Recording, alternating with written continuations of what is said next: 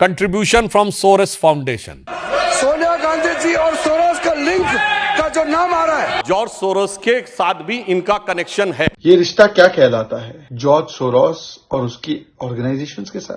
George Soros का हुआ डंडोज। कांग्रेस का हाथ सोरोस के साथ। जॉर्ज सोरोस से संबंध है। सोरोस कौन है सर? जॉर्ज सोरोस और Rahul Gandhi. The relationship between George Soros. नमस्कार दोस्तों कैसे हैं आप सब? आई होप कि आप लोग अच्छे होंगे। दोस्तों आज की इस वीडियो में मैं बात करने वाला हूं George Soros, deep state, Rahul Gandhi, Sonia Gandhi, Congress और बीजेपी, इन बातों को लेके कांग्रेस और राहुल गांधी, सोनिया गांधी जी के ऊपर पलटवार करना, या यूं कहें कि ये जो आरोप प्रत्यारोप का सिलसिला चल रहा है बीजेपी और कांग्रेस के बीच में, आज मैं उसी के बारे में बात करने वाला हूं दोस्तों। और इस सब के बीच में यानी कि सेंटर में सिर्फ एक ही नाम है जो ये सब कुछ करवा रहा है, and that name is George Soros. George Soros के बारे में शायद आप में से बहुत कम ही लोग जानते होंगे। मैं आज आपको जॉर्ज सोरोस के बारे में भी बताऊंगा, पूरी डिटेल तो नहीं लेकिन संक्षेप में मैं आपको बताने का प्रयास करूंगा कि आखिर जॉर्ज सोरोस कौन है और क्यों उसे भारत में इतनी दिलचस्पी है, और खासकर भारत में दिलचस्पी पॉजिटिव वे में नहीं बल्कि निगेटिव वे में है। यानी कि वो क्यों चाहता है कि भारत की जो आंतरिक स्थिति है उसमें बदहाली आए, उसमें अस्थिरता आए, उसमें वही स्थिति हो जो बांग्लादेश, जो यूक्रेन, जो अफगानिस्तान, इन जैसे देशों में चल रही है। आज इन सभी चीजों के बारे में डिटेल में बात करेंगे दोस्तों, लेकिन वीडियो की शुरुआत करें और आपको डिटेल में इन सारी बातों को बताएं उससे पहले, जैसा कि मैं हर बार आप लोगों से कहता हूं कि अगर आप मेरे चैनल पे नए हैं तो मेरे चैनल को सब्सक्राइब कर लीजिए। मेरे वीडियोस अगर आपको अच्छे लग रहे हैं तो इसे लाइक कीजिए, ज्यादा से ज्यादा लोगों के साथ शेयर कीजिए और ज्यादा से ज्यादा लोगों तक पहुंचाइए ताकि उन्हें भी चीजों के बारे में पता चले। और हाँ, कमेंट बॉक्स खुला है तो आप अपनी बातें भी कमेंट में बता सकते हैं। तो चलिए शुरू करते हैं। सबसे पहले तो दोस्तों हम बात करेंगे राहुल गांधी के द्वारा जो कंटिन्यूअस आरोप लगाए जा रहे थे बीजेपी, प्रधानमंत्री नरेंद्र मोदी और अडानी को लेकर। जैसा कि आप सबको पता है कि राहुल गांधी ये एक लंबे अरसे से यानी कि कई सालों से, almost more than 2 years, Rahul Gandhi ये कह रहे हैं कि मोदी और अडानी के बीच में कोई सांठगांठ है। उन्होंने सेबी और अडानी का जो शेयर है उसमें फेरबदल की भी बात उठाई थी, और ये बात तब उठी थी जब हिंडनबर्ग रिपोर्ट आया था, जिसमें हिंडनबर्ग रिपोर्ट ने ये दावा किया था कि अडानी ने अपने शेयर्स मार्केट में जो भी उनके शेयर्स हैं उन शेयर्स के रेट में यानी कि शेयर प्राइसेस में फेरबदल की है, जिसके बाद से एक कमेटी बनी थी। कमेटी ने जांच भी की लेकिन उस जांच में कुछ भी निकला नहीं, और जो भी आरोप लगे थे वो सारे आरोप खारिज हो गए, या यूं कहें कि उससे अडानी पूरी तरीके से बरी हो गए।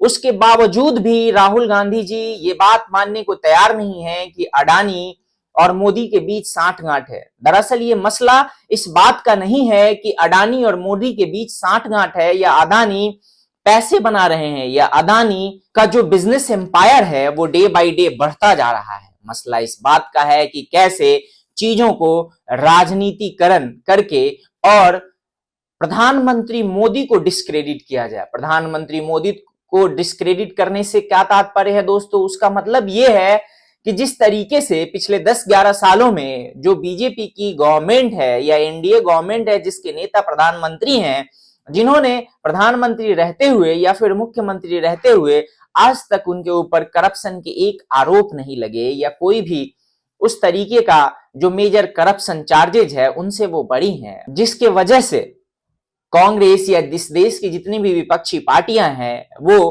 प्रधानमंत्री के विश्वसनीयता को कम करने में असफल पा रही हैं खुद को। तो इसी सिलसिले में राहुल गांधी जी और कांग्रेस ने एक नया तरीका निकाला, और वो तरीका अडानी के साथ प्रधानमंत्री के कनेक्शन को दर्शा के उनकी विश्वसनीयता को खत्म करने का था। दरअसल उनके ऊपर जो करप्शन के चार्जेज आज तक नहीं लगे हैं उसको उजागर करने का मकसद था। उनकी जो विश्वसनीयता है, लोगों में जो उनका एक्सेप्टेंस है, उसको डिस्क्रेडिट करने का था, क्योंकि पूरी विपक्षी पार्टी को पता है कि प्रधानमंत्री के आगे उन सब की जो राजनीति है वो फीकी है। जब से वो राजनीति में हैं तब से लेके आज तक और उसी को डिस्क्रेडिट करने के लिए विपक्षी पार्टियां, विशेषतः कांग्रेस और कांग्रेस के जो शहजादे हैं राहुल गांधी जी ने ये तरीका निकाला। लेकिन ऐसा लगा कि ये तरीका भी फेल हो गया, लेकिन बावजूद इसके वो लगातार इस बात पे बल देते रहे हैं और जब भी संसद सत्र शुरू होता है तो राहुल गांधी जी इस बात को लेके एक नया मुद्दा खड़ा करते हैं। उससे पहले, संसद सत्र शुरू होने से पहले कुछ हफ्ते पहले एक नया माहौल बनाया जाता है अडानी और प्रधानमंत्री मोदी के बीच के कनेक्शन को लेके, और फिर उसको लेके संसद में हंगामा होता है, संसद को चलने नहीं दिया जाता। ये तो हुई एक तरफ की बातें। अब जो दूसरी तरफ की बातें हैं हम उसके बारे में भी बात कर लेते हैं दोस्तों।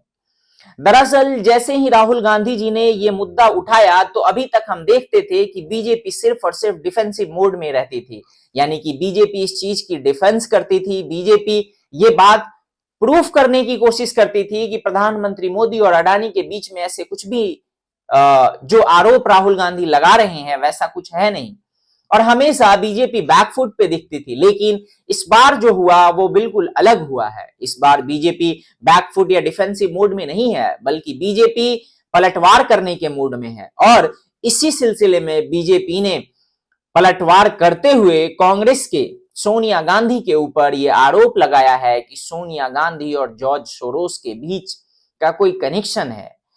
जॉर्ज सोरोस, अब यहां पे एक नाम आया दोस्तों, जॉर्ज सोरोस एक बहुत बड़ा बिजनेसमैन है। ऐसा कहा जाता है कि डीप स्टेट जो यूएस में है और यूरोप के कुछ देशों में कुछ गिने चुने बिजनेसमैन को डीप स्टेट बुलाया जाता है, उसमें से जॉर्ज सोरोस भी एक है। वैसे तो जॉर्ज सोरोस के पास स्वीडन और अमेरिका दोनों देशों की नागरिकता है। जॉर्ज सोरोस एक ऐसा व्यक्ति है जिसने एक दिन में यूरोप के एक बहुत बड़े देश के स्टॉक एक्सचेंज को बर्बाद कर दिया था। उस दिन को आज भी ब्लैक डे बुलाया जाता है। ऐसा आदमी है जो पूरे विश्व में अलग अलग जगहों पे अस्थिरता लाने के लिए जिम्मेदार है। कई सारे कंट्रीज ने जॉर्ज सोरोस को टेररिस्ट तक घोषित कर दिया है। जॉर्ज सोरोस जो अपने ओपन फाउंडेशन के तहत या और भी दूसरे ऐसे फाउंडेशंस हैं जिसके तहत वो एंटी फोर्सेस को, या यूं कहें कि उस तरह के लोगों को फंड करता है, उनको बढ़ावा देता है जो उसकी बात को माने और उसके इशारे पे किसी भी देश की चुनी हुई सरकार के खिलाफ षड्यंत्र करने का या उस सरकार को परेशान करने का, उस देश की आंतरिक स्थिति में कलह पैदा करने का काम करे। जॉर्ज सोरोस पूरी दुनिया में इन कामों के लिए जाना जाता है और बीजेपी ने सीधे तौर पे ये पलटवार करते हुए कहा है कि जॉर्ज सोरोस और सोनिया गांधी जी के बीच भी कनेक्शन है। दरअसल कांग्रेस के जो शहजादे हैं राहुल गांधी जी, वो जॉर्ज सोरोस के बताए हुए रास्ते पे चल रहे हैं। जॉर्ज सोरोस उन्हें जो कहता है वो वही बातें यहां करते हैं। और बीजेपी ने पलटवार करते हुए ये भी कहा कि किस तरीके से जॉर्ज सोरोस के द्वारा दिए गए आइडियाज को राहुल गांधी इंडियन पॉलिटिक्स में इंप्लीमेंट करने का प्रयास कर रहे हैं। और ये प्रयास नया नहीं है, ये प्रयास पुराना है, वो कई सालों से ये प्रयास कर रहे हैं। साथ ही साथ बीजेपी ने ये भी कहा कि किस तरीके से जॉर्ज सोरोस और सोनिया गांधी जी के बीच का जो कनेक्शन है उसको उजागर करने का बीजेपी ने प्रयास किया और ये सवाल पूछे।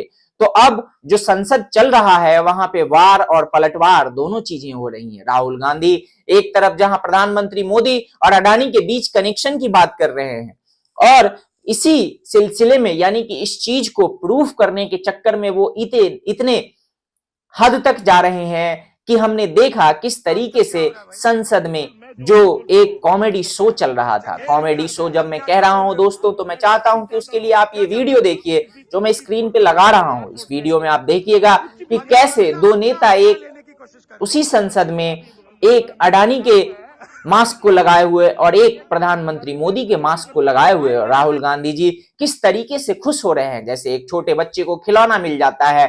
ठीक उसी प्रकार से राहुल गांधी जी इस मास्क रूपी अडानी और प्रधानमंत्री मोदी के से मिलकर खुश हैं। तो ये जो वार पलटवार है दोस्तों ये काफी तेज हो गया है और अब ऐसा प्रतीत हो रहा है जैसा कि मैंने आप सबको बताया कि बीजेपी अब पीछे हटने वाली नहीं है। बीजेपी अब ऑफेंसिव मोड में है और बीजेपी भी अब पलटवार कर रही है। बीजेपी हर उस बात को, हर उस मुद्दे को उठा रही है जो उन्हें काफी पहले उठाना चाहिए था। ऐसा कई सारे लोग कह रहे हैं, और जो लोग कह रहे हैं वो दरअसल बीजेपी के शुभचिंतक हैं। तो देखते हैं दोस्तों कि आखिर ये जो मसला है वो कहां जाता है, और किस तरीके से ये जो वार पलटवार का गेम है, इसमें कौन किसको क्रेडिट मिलता है और कौन किसको डिस्क्रेडिट करता है। बाकी मिलते हैं अगली वीडियो में। टिल देन, जय हिंद, जय भारत, नमस्कार।